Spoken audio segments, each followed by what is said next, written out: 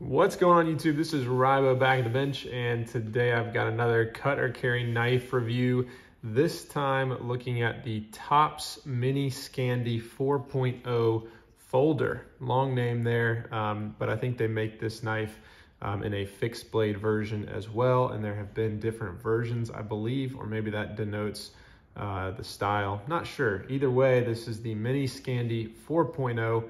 Not a super well-known knife, but this one has been very interesting to check out.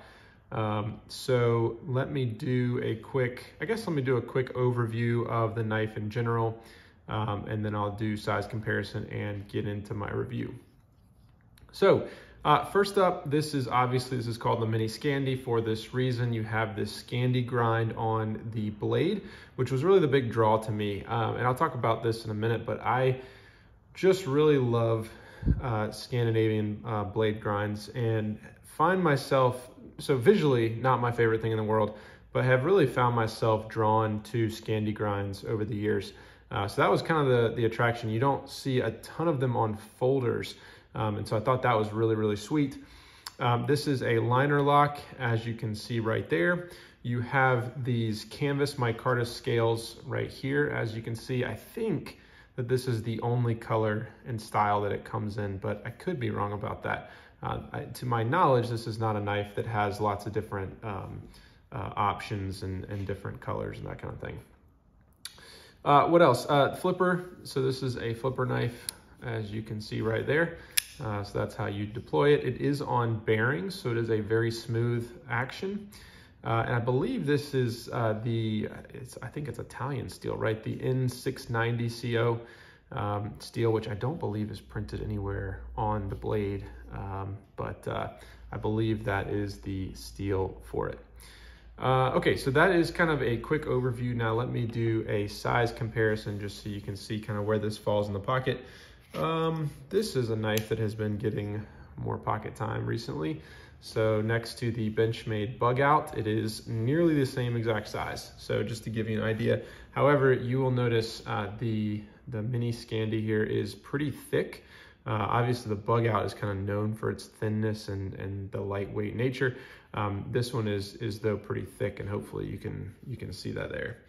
What else? I'll just throw it up next to another somewhat similarly sized knife, and that is the K-Bar Dozier, which is often featured on the channel. So you can see this is a kind of, an average size EDC knife that you may find. All right, so let's talk about things that I like about the Mini Scandi. And we'll start with the blade. So the blade was really my draw to this knife, and for good reason. I mean, one, it's the Scandi grind. That's kind of the whole thing. It's the title of the knife and everything. But this is a really nice looking one, and that was an interesting thing to me in kind of an EDC folder, because you just don't see it very often. Apparently my kids were coloring earlier and I got some crayon or something on my hand, so that's all that is. But you don't see a blade like this on knives very often, and I thought the idea of a Scandi grind on a daily carry was pretty interesting.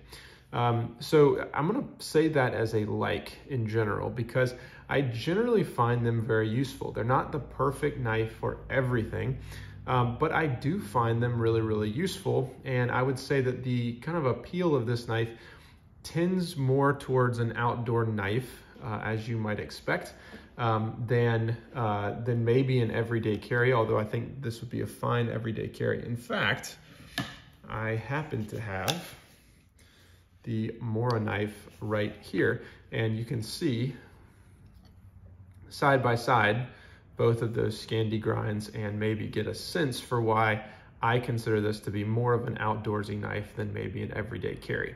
But I think it serves just fine as an everyday carry in general.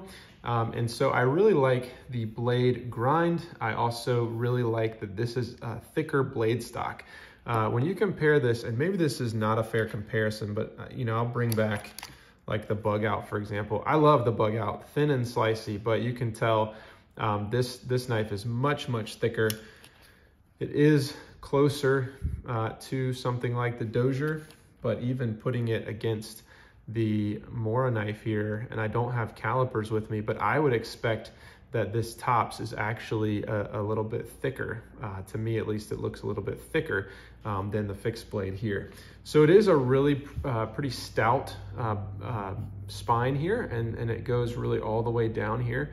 And that may be a detractor to some people about this knife, especially given that it is a folder, but I actually really like that. I think it's a really stout, good blade. If it is gonna be kind of more of an outdoors camping knife, I think that's overall a really good thing. And I think on this one, the blade just looks really, really nice. The printing on it is definitely has more to me of like a military vibe, just kind of very plain and simple.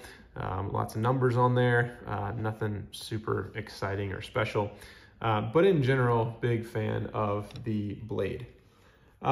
Let's see. Oh, the other thing I wanted to mention on the blade, while the jimping is really nothing to write home about on the overall knife, I do like this style, and I think I've said this before, but this style of jimping where it's not too aggressive.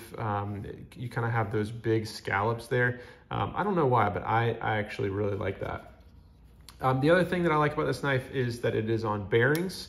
And so it is a very, very nice deployment, and you can almost drop it shut, which is really, really nice, but it does feel pretty glassy, although maybe doesn't fit the workhorse style that I would associate with the knife. Ergos are pretty good, not phenomenal. I'll call them I don't know if they're alike. They're okay. I'll talk more about that in just a second. And the last thing that I really like about this knife is the pocket clip. While the style of it is not anything too exciting and actually looks kind of like that Civivi Chinese pocket clip that's become very popular where it's deep carry fold over, the thing that I notice about this pocket clip is that it doesn't move. So it is very sturdy. A lot of times on these style clips, you'll have some movement down here. To me, this is the perfect amount of tension for a pocket clip. Not too loose that you feel like you're gonna lose it, but it's not difficult to get in and out of your pockets either. So the style is whatever, nothing super exciting, but the functionality and just the overall quality, build quality, and kind of how locked down that is, was noticeable to me against other knives that have similar clips. So those are the things that I liked about the Tops Mini Scandi 4.0. Now a couple things that I disliked.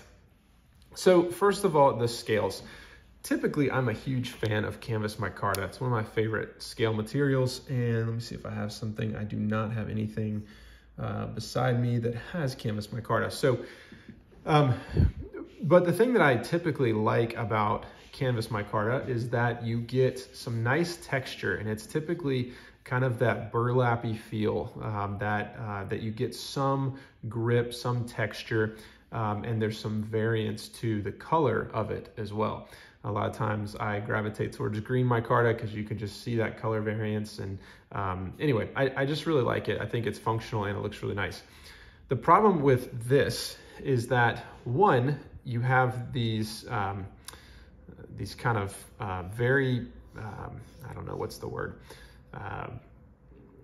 You see these lines here that are cut through. You have this very kind of machine made or machine looked knife where you lack the kind of natural feel. And I know it's not natural, but you lack that kind of look to the scales where it looks very,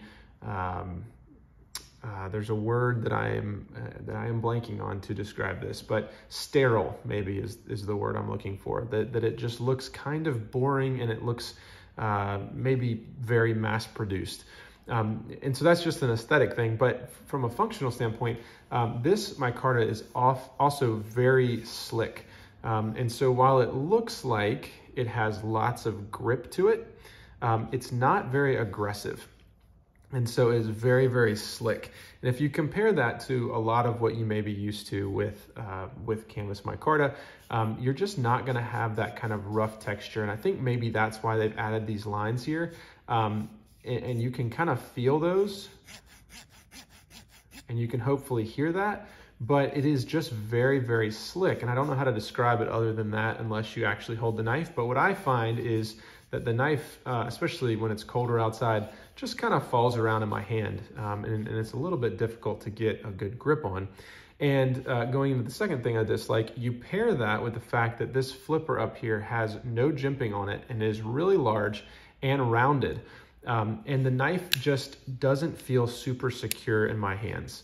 Both of those things added together make this feel like a knife that is just kind of, falling around all the time. And it never really feels quite secure in my hands. And so I'm just not a huge fan of that. The other thing about the flipper is that it's pretty large. If you just look at the knife, it sticks out pretty far. I went and grabbed a few other flippers that I had on hand, like the Laconico Keen and even this old guy, the Kershaw Skyline. And the Kershaw, I think, is the closest to that, but even this one, I like the shape a little bit more.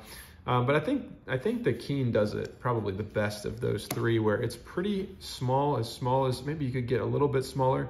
Obviously, you need it large enough to where it can actually work. But this one just feels a little bit too large, a little bit too obtrusive, especially in the pocket. That sticks out pretty far, and it's just kind of annoying. Plus, I mentioned before, it doesn't have any jimping, which is pretty annoying as well. So that is not awesome.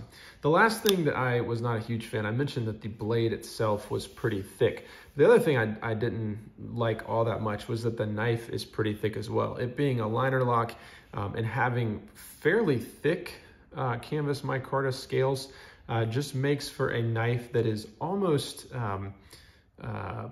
clumsy, I guess, in some ways. Now, the flip side of that is, like I said, this knife, I believe, is made in a fixed blade version. And so this being Scandi grind, kind of a folder take on this existing fixed blade. The other side of that, you could just say, well, this is just supposed to be a little bit more of a robust bushcraft outdoor knife. And so the thickness of that handle, the thickness of the spine, all of that is very intentional. But those are just my thoughts using it as an everyday carry knife. It's also not super lightweight, but again, I'm not going to hold that against it because it's not really supposed to be. So cut or carry on this guy. This was a really difficult one. When I was thinking about this review, I kept flip-flopping between cut or carry because on the one hand, this knife really did make me think, oh man, sometimes I kind of just want my everyday carry knife to be a Scandi grind because there's just something about it that is really awesome. Now, sometimes you get into situations where it's really not awesome and you really don't want one, but that was the really cool thing about this. It's a unique knife in that way. But my issue, I think, is that it's just kind of boring to me. It's available, I think, in just one color. I could be wrong about that. The scales aren't all that special to me. They're not super grippy. It's just a flipper, like a lot of other knives are at this point. Nothing super special about that. The pocket clip is pretty standard on what you're seeing with most knives today. It's a liner lock, so it's a little bit chunkier. Like, there's just nothing super special here. Oh, and one thing I forgot to mention is that the ergos to me are cramped. And this happens on a lot of flipper tab knives where I just feel like my hand is being forced behind that flipper tab and I don't have quite enough room. Whereas if that were gone, I might be able to get a little bit more purchase, but it at least wouldn't be kind of getting me in the finger there. So in all, it just in some ways feels kind of like your typical, budgety flipper. And it's not super budget knife, but that's kind of what it feels like in some ways. And then in other ways, it's like, well, this is a folder with a Scandi grind, and it's very solid, it's good steel, deep carry clip, like micarta handles, like it's got everything on paper. And it's a workhorse of a knife. And I think looking at other thoughts, other reviews, looking at who's typically buying this knife, it's gonna be the person who's actually using this knife. It may not be somebody who's maybe traditionally in the knife community, but somebody who is more bushcrafty, or somebody who's just out camping and hiking and doing that kind of thing. And for that person, I think it's a great knife. I think it does the job very, very well. For me personally, I'm right on the razor's edge, and I think I'm gonna fall to cut. Just because of all those things, I would find myself not really carrying it, although it was pretty intriguing and it was pretty fun to try out. So I'll go cut for me, but I'm really kind of torn. I could go both ways on this one. So interested to hear your thoughts in the comments below, and I'll see you next time.